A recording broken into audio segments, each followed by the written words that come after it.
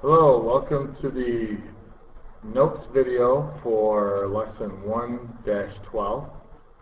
This is from page 38 in your notes packet, and this lesson is about solving money word problems. So these are some real-world type of word problems that we're going to write equations for and solve and make sense of. All right? So let's go ahead and get started. The first one, Jack has 7 more quarters than dimes. He has a total of $5.95 in quarters and dimes. So this total is what you get when you add the quarters and dimes together. How many quarters and how many dimes does Jack have? Okay, so I'm going to first do a let statement. I'm going to let D equal the number of dimes. So since the quarters, there's 7 more of them, D plus 7 is equal to the number of quarters. Alright, so my equation is going to be, I'm going to take the number of dimes plus the number of quarters, and I'm going to add them together, and my total should be $5.95.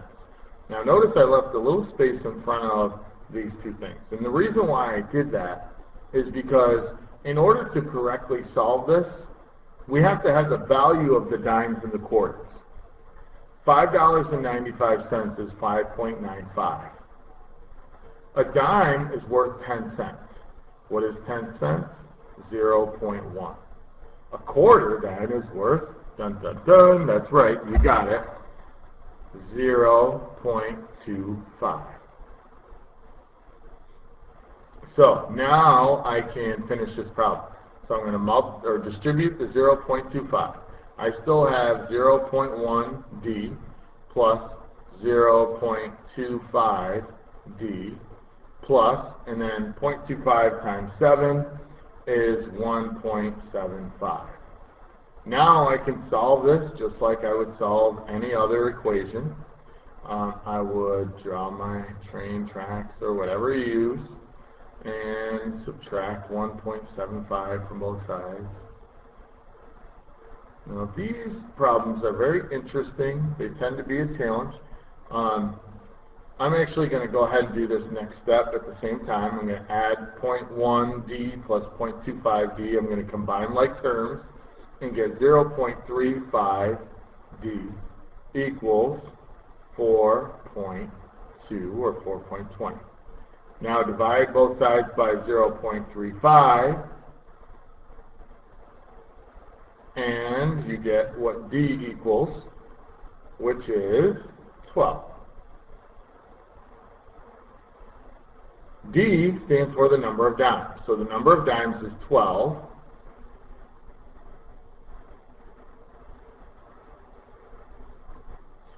So 12 dimes equals $1.20. And then 12 plus 7, that's the number of quarters. That's 19 quarters.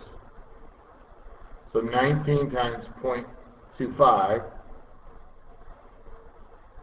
is equal to $4.75.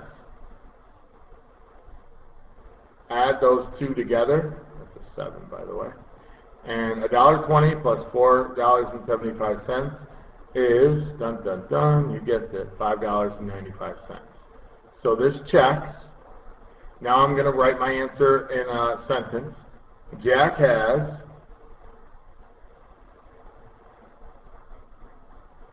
12 dimes and 19 quarters.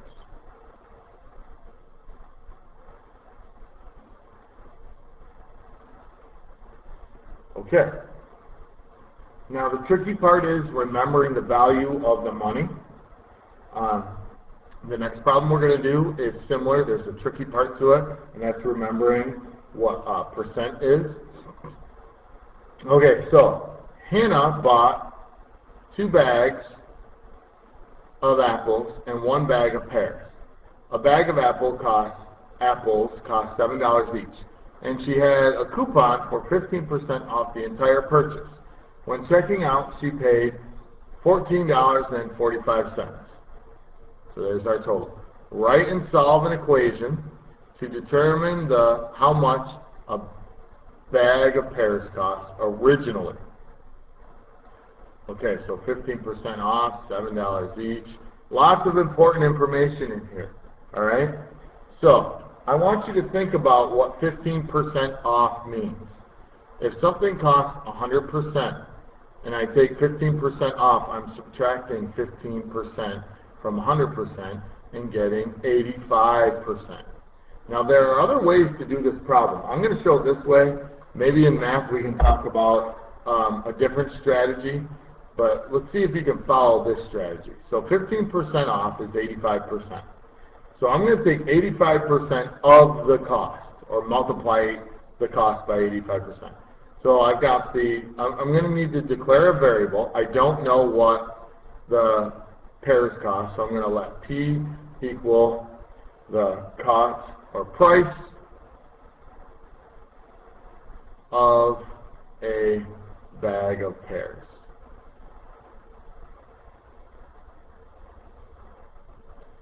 So I'm going to take the price of the apples and the price of the pears. I'm going to take 85% of that, which is 0.85, and multiply that, and then I'm going to get my 14.45. Okay? Now, the apples. There's 2 bags of apples, and they're $7 each. So I'm going to substitute that in for what I have. So 2 times 7, and we know that's 14. I'm going to leave my variable P where it is, 14.45.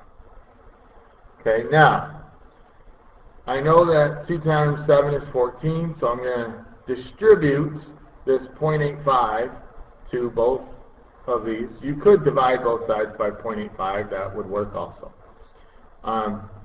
If I distribute it, I get 0.85 times 14, which gives me 11.9 plus 0.85t equals 2.55. Excuse me. I got a little bit ahead of myself. That's supposed to be still 14.45. Now I'm going to subtract 11.9 from both sides. And I get 0.85 P equals, now I got 255. Now divide both sides by 0.85.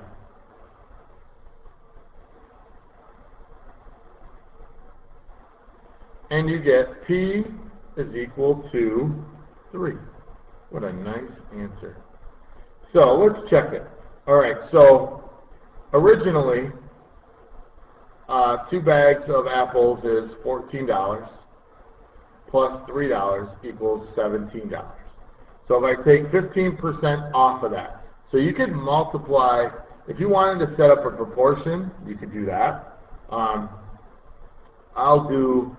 I'll stick with the 85%. So I could do 85 over 100 equals something over 17. That's one way to do this.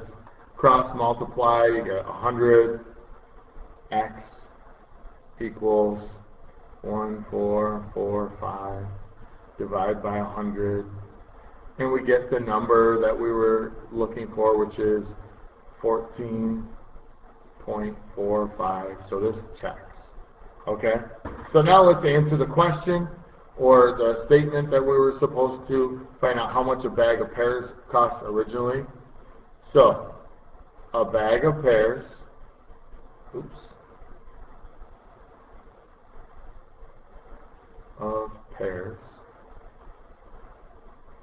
originally cost